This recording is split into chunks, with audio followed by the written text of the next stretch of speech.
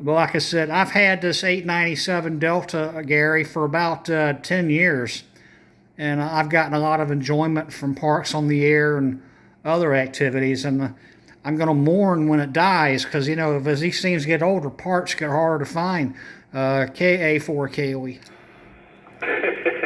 Yeah, Philip, it's one of the reasons that I own currently 5 KOE 850s, 4 of them being fully operational and 1 being a parts rig. If I happen to have a radio fail, I do have another one that can take its place. I understand that seems a little decadent, but a radio being 30 plus years old and being as popular as it had been from the time it was new up until now, I thought, well, the getting is good. I might as well get as many as I can because I believe this will be the only radio I will ever operate HF with for the remainder of my existence. Over.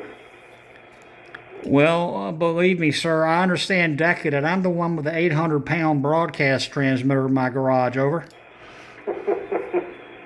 Yeah, I've decided to restrict my AM operation to the use of a Johnson Viking Ranger and a Palstar R30 communications receiver, and of course I use the amplifier, which produces a very lovely sort of 300 watt carrier with about a 750 watt peak on voice peaks, and I do offer some consideration to negative voltage or negative modulation peaking and so on in order to not overmodulate. And I've had some pretty good results with that. I've had actually quite interesting reports, if nothing else, good reports about my AM.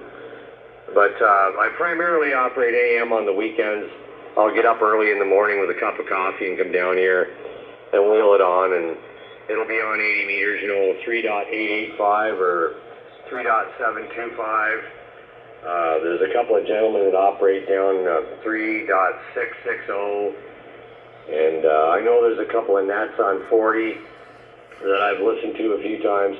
I haven't actually bothered trying to check into them, but I'm given the impression that the gentlemen that are there are quite cordial and not necessarily unwilling to have a stranger amongst their midst. So that's, always interesting to me.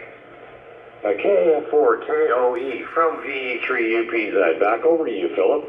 Very good, very good. Well, I've kind of taken a break from AM and gotten into portable. I do that from time to time. My interests shift, and I'll eventually get this big transmitter project finished. And I also have one of those Super Seniors, K7DYY. It's a Class D rig, I think.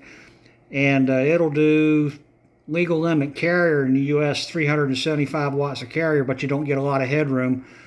I usually run it at about 200 watts carrier, which is plenty. And all you're doing is affecting this little noise ratio once you hit that sweet spot of about 200 watts. I ran a Johnson Valiant for a lot of years. That was the most troublesome radio I ever had. It was breaking every other week, but hey, I tell you what, I learned how to fix that stuff, or at least some of the fixing on it. I really got a lot of enjoyment out of that, and I went directly from the Valiant to the Bauer 707 AM broadcast transmitter, which hopefully I'm gonna get on 75 meters one day. I got all the wiring redone, and I was about ready to work on the grid drive to drive it directly with for carrier with a modern radio, and then I got distracted by other life responsibilities and had to do that.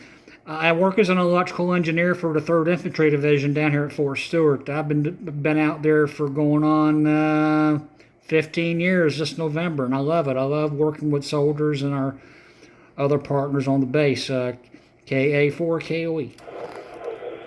Well, and I believe the position you're in, Philip, would garner a little bit of respect too amongst the younger of your peers, at least those that are involved directly in what you're doing or helping them to attempt to do.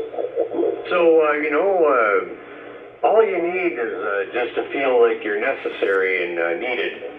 in your field of expertise, and your input is accepted by people, and it makes you feel worthwhile, and that's definitely all that matters.